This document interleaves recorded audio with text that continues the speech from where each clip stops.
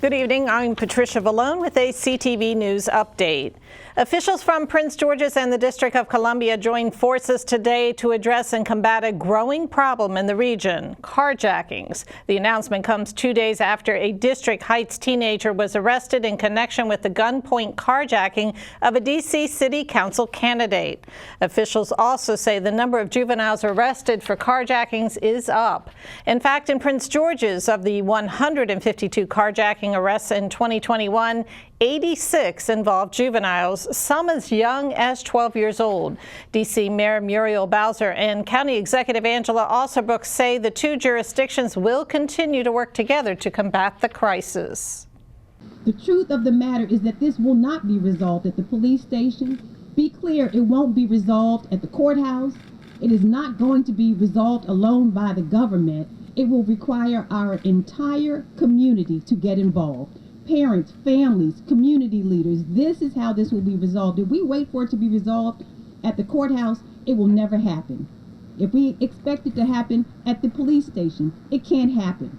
This cycle must be broken in our communities, and that's the reason that we're here today, is to ask everyone in our community to continue to be engaged in this. Today's event was held at the Marvin Gaye Park, not far from the D.C. Prince George's border. Mourners gathered to say their final goodbyes to three fallen Baltimore City firefighters. Paul Buttram, Kelsey Sadler, and Kenny Lacayo died in the line of duty last Monday. They were working to put out a fire at a vacant row house when the structure collapsed. Baltimore Fire Chief Niles Ford spoke at their memorial service this morning. There will come a time that you will not cry and you will not weep because of these amazing individuals are no longer with us. Instead, you will smile, you will laugh, and you will celebrate because God allowed them to live their lives among us. And you, me, and we were blessed beyond measure to be exposed to their goodness, their kindness, their compassion, and their love for serving others. The service was held at the Baltimore Convention Center.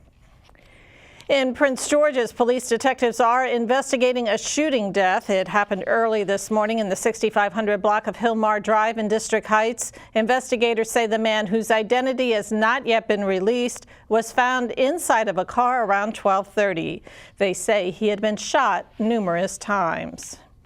And a teenager is dead following a shooting in Greenbelt last night. Police received a call about the shooting just before 9 p.m.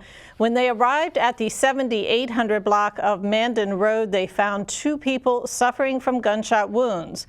Both were taken to the hospital, but a 15-year-old boy unfortunately died. The second victim, a 19-year-old male, is expected to be okay. Well, the race for the next county council seat is over, and while election officials continue to count ballots, it's likely that Edward Burrows will be the next District 8 council member. A special general election was held yesterday for the seat left vacant by Monique Anderson Walker. During the primary special election last month, Burrows won by a landslide. The moment that our councilwoman announced that she resigned, I started door knocking. I door knocked every single day. Christmas, New Year's, Thanksgiving, the whole nine. And so I have a pretty solid grasp of what the issues are. Our seniors are worried about being taxed out of their homes, taxed out of the community. In the southern part of the county, it's important that we see our tax investment because oftentimes the southern part of the county is forgotten about. So I plan to work on all those issues, and I'm excited to get to work. Burrows was the only candidate on the official ballot yesterday, although there was one write-in candidate. And you are watching CTV News. I'm Patricia Vallone. Coming up, a veteran Maryland lawmaker is hit by the COVID virus. We'll have that story after the break. Stay with us. Back in a moment. 1 in 365 African Americans battle sickle cell disease. I was one of them. Life back then was painful. I was in and out of the hospital and had frequent pain crises. A blood stem cell transplant is the only cure for sickle cell disease. I was fortunate to find a perfect match in my younger sister. but many patients do not have a compatible donor in their families. And Black patients have only a 23% chance of finding an unrelated donor. More Black donors are urgently needed to help save lives. It only takes a simple cheek swab to join the Be the Match registry. Learn more about becoming a donor and access free patient resources by visiting endsicklecell.org today. You or someone you know could be the cure for a patient battling sickle cell, like me.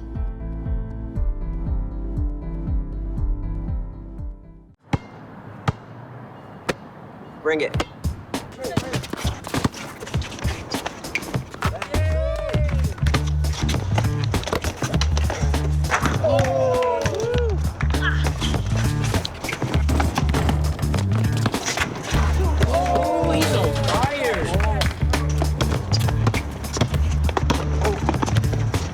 Time out, guys. I'm late to dinner. My mom's gonna kill me. Catch you guys later. Mom wants us home. Okay, bye guys. You guys need a ride? Sure. Yeah. All right. How about some one-on-one? I gotta go eat, man. Sorry. I'll see you later.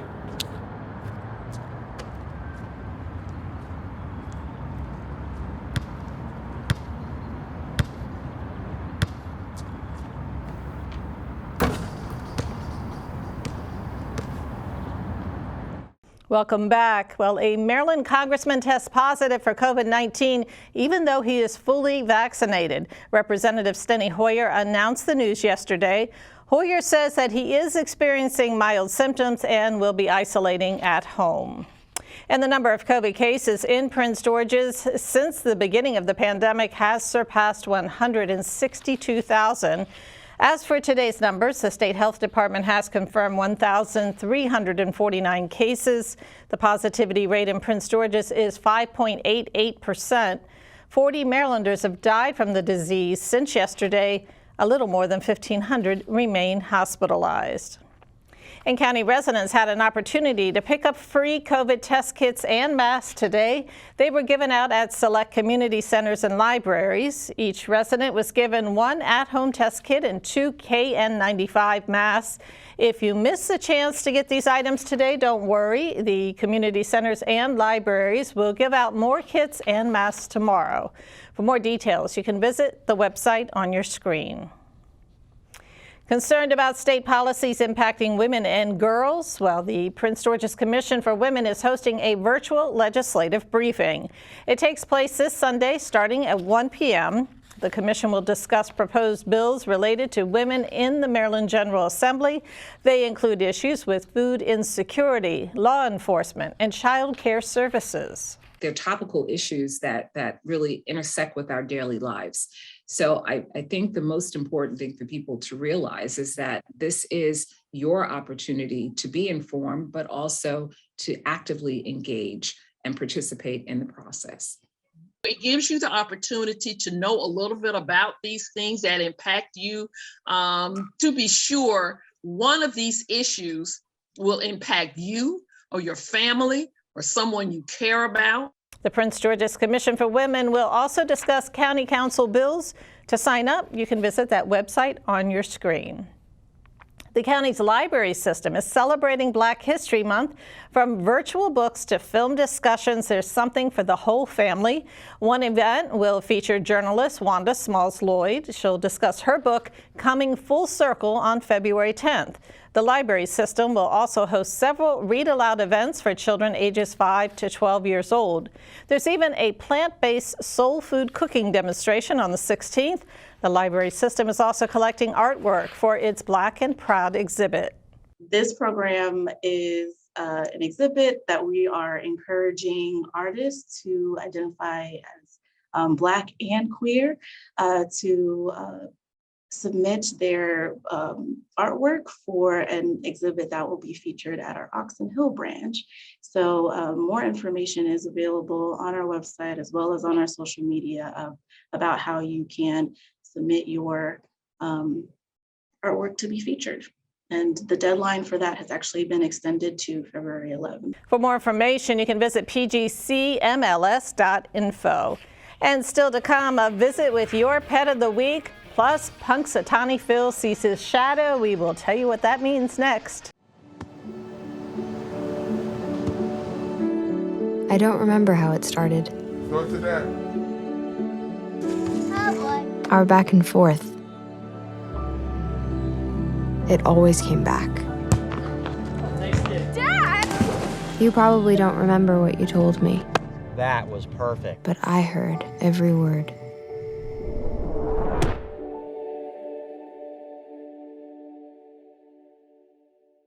Thanks for staying with us. Well, police are investigating a fatal car crash that happened in the Bowie area this morning. It occurred in the 10,000 block of Laurel Bowie Road a little after 6. The crash involved 2 vehicles, and authorities are working to determine the cause of that accident. Well, the Burgundy and Gold is now known as the Washington Commanders. The team made that long-awaited announcement this morning on live TV. Team president Jason Wright called Commanders a name befitting a 90-year-old franchise. The team also showed off its new uniforms. You'll recall it was July of 2020 when the team changed its name to the Washington Football Team. Among those at today's announcement was Joe Theismann, who played with the team from 1974 to 1985. I've been a part of this franchise for almost 50 years in one way or another, as a player, as a fan, and as a friend. And to me, it's an exciting time for all of us to be able to celebrate what's going to be an opportunity for us going forward. And I say this to the young players, it's your chance now to be able to create a legacy as the Washington Commanders. We did our job, we had our chance, now it's your turn to take it and move forward with it. No word yet on a mascot. The team says it will work with fans on that issue in the future. Well, a tradition going back to the 1800s played out today in western Pennsylvania. The eyes of the nation were focused on Punxsutawney, PA for the annual Groundhog Day festivities. Thousands of people gathered at Gobbler's Knob as officials summoned Punxsutawney Phil from his tree stump at dawn this morning. With bated breath, the crowd waited nervously to determine if Phil saw his shadow. I couldn't imagine a better fate. With my shadow I have cast than a long, lustrous 6 more weeks of winter. The earliest recorded observance of Groundhog Day in Pennsylvania dates back to 1840. Well, all vigorous, lively, and spirited families, listen up. There is a puppy that would love to be a new addition to your family. His name is Lambo, and he is a 2-year-old black lab mix. Lambo is a very friendly dog. Rescue coordinator Megan Staub says he will fit right in with an active family. Ones that go on walks or hikes or just in general like to run. He has a lot of energy that he would like to expel in a positive way, and ones that can also work with him on his proper dog etiquette, so he knows not to jump on people when excited to see them, knows how to appropriately introduce himself to another dog and to meet new people. To adopt Lambo or his friends, you can call the number on your screen. And now your weather forecast tonight. Rain likely with lows near 37 degrees. Thursday, a rainy day, highs around 57. Friday, a wintry mix with highs in the mid-40s. Saturday, sunny skies, high temperatures near 32 degrees. And turning to your community calendar, Black Wings, a Smithsonian Channel documentary, will be shown on Saturday, February 12th at the College Park Aviation Museum. It's about Black aviators who achieved success despite the challenges of racism. The screening begins at 2 p.m. For more information, call 301-864-6029 or visit College Park Aviation at pgparks.com. And that wraps up our CTV News Update. I'm Patricia Valent. Have a great night.